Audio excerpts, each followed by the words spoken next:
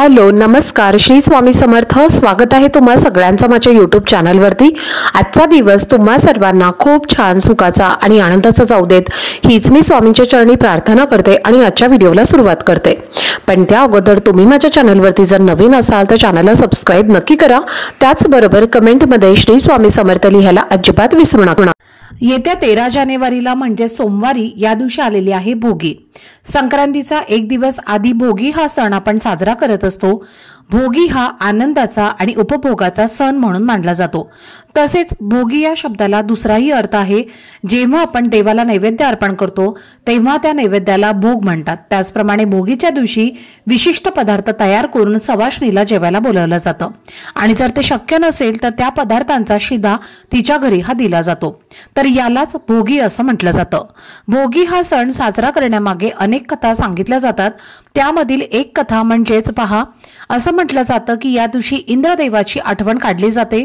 इंद्रदेवाने आपल्या शेतात उदंड पीक पिकवावं म्हणून प्रार्थना केली जाते। ती पिकं वर्षानुवर्ष पुढे पिकत राहावीत अशी प्रार्थना भोगीच्या दिवशी केली जाते। हिवाळीच्या मोसमामध्ये सर्व प्रकारच्या भाज्या येतात, शेताला नवीन बहार आलेला असतो आणि त्यामुळे थकलेल्या शेतकऱ्यास थोडासा विसावा लाभतो आणि या सर्व मोसमामध्ये शेतकरी राजा भोगीची भाजी आणि तीळ लावलेल्या भाकरीचा आस्वाद जो आहे तर तो घेत असतो। बऱ्याच ठिकाणी या भाजीला खेंगट असं म्हटलं जातं। तर या सणाला सर्व प्रकारच्या भाज्या एकत्र करून ही भोगीची भाजी ही बनवली जाते। आता ही भाजी बनवत असताना आपल्याला चुकून ही एक भाजी यामध्ये अजिबात घ्यायची नाहीये। जर आपण भोगीची भाजी बनवताना या एका भाजीचा वापर केला तर आपल्याला वाईट भोग जे आहेत तर ते भोगावे लागतात। घरातनं लक्ष्मी ही काढता पाय घेईल आणि त्यामुळे घरामध्ये गरिबी आणि दरिद्री येऊ लागेल। तर अशी कोणती एक भाजी आहे जी आपल्याला भोगीची भाजी बनवताना घ्यायची नाहीये, याबद्दलची संपूर्ण माहिती तुमच्यासोबत मी आजच्या व्हिडिओमध्ये शेअर करणार आहे। त्यामुळे व्हिडिओ हा स्किप न करता शेवटपर्यंत नक्की पहा, जेणेकरून तुमच्यापर्यंत योग्य ती माहिती पोहोचेल।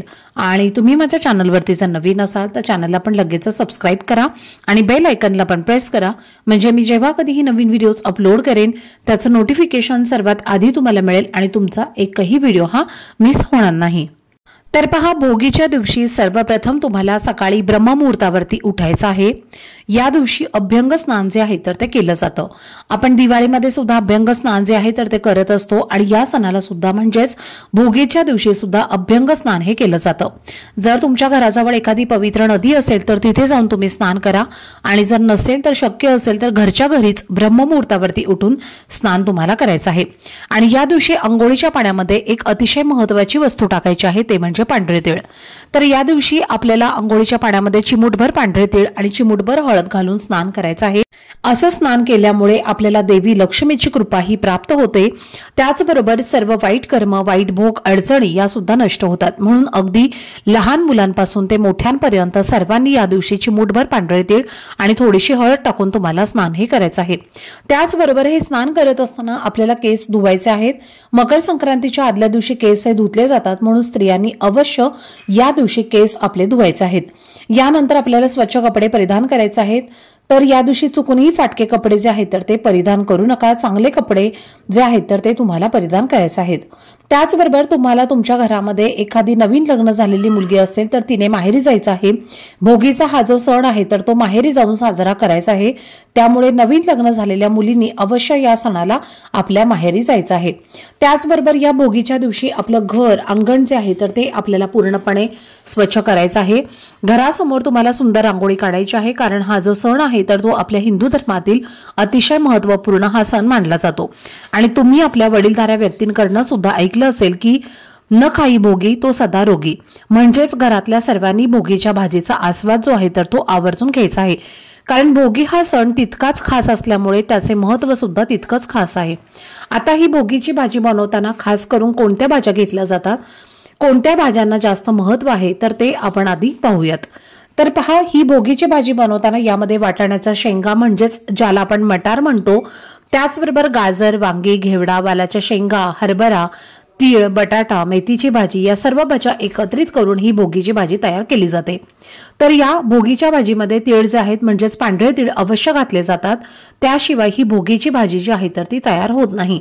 तर या भोगीच्या भाजीसोबतच तीळ लावून बाजरीची भाकरी सुद्धा केली जाते। बाजरीची भाकरी आणि तिळामध्ये उष्णता असल्यामुळे या दिवशी तीळ लावलेली बाजरीची भाकरी आणि भोगीची भाजी खाण्याची पद्धत आहे। त्यामुळे आपलं शरीर जे आहे तर ते उबदार राहतं, वॉर्म राहतं।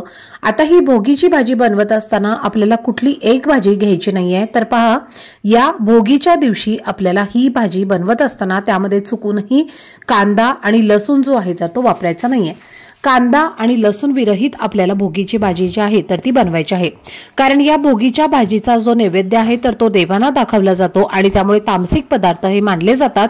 तर त्यामुळे आपल्याला चुकूनही कांदा आणि लसणाचा वापर हा अजिबात करायचा नाहीये। त्यासोबतच या भोगीच्या भाजीमध्ये आपल्याला मुळा जो आहे तर तो सुद्धा वापरायचा नाहीये आणि कोबी देखील आपल्याला वापरायचा नाहीये। तर या ज्या 4 भाज्या आहेत तर त्या आपल्याला भोगीच्या भाजीमध्ये चुकूनही वापरायच्या नाहीयेत। त्याचबरोबर या भोगीच्या दिवशी पौर्णिमा सुद्धा आलेली आहे आणि पौर्णिमेच्या दिवशी मसूर डाळीचं सेवन केलं जात नाही।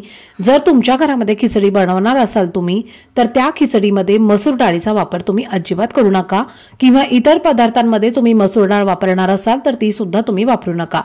जेव्हा तुम्ही ही सकाळी भोगीची भाजी बनवणार आहात तर ही भाजी बनवण्यापूर्वी तुम्हाला सांगितल्याप्रमाणे स्वच्छ स्नान करायचं आहे, केस धुवायचे आहेत आणि त्यानंतरच तुम्हाला ही भाजी आणि भाकरी बनवायची आहे। कारण याचा नैवेद्य हा देवांना दाखवला जातो। त्यामुळे आपण स्नान करूनच हा पदार्थ जो आहे तर तो बनवायचा आहे। जेव्हा तुम्ही भोगीची भाजी बनवणार आहात तर तेव्हा पहिली भाकरी आणि थोडीशी भोगीची भाजी तुम्हाला एका ताटामध्ये घेऊन सर्वप्रथम तुमच्या देवघरामध्ये ठेवायची आहे आणि त्यानंतर तुम्हाला ही भाकरी जी आहे तर ती गाईला खाऊ घालायची आहे। तुमची घरची गाय असेल किंवा शेजारीच गाय असेल तर तिथे जाऊन तुम्ही ही भाजी भाकरी गाईला खाऊ घालायची आहे।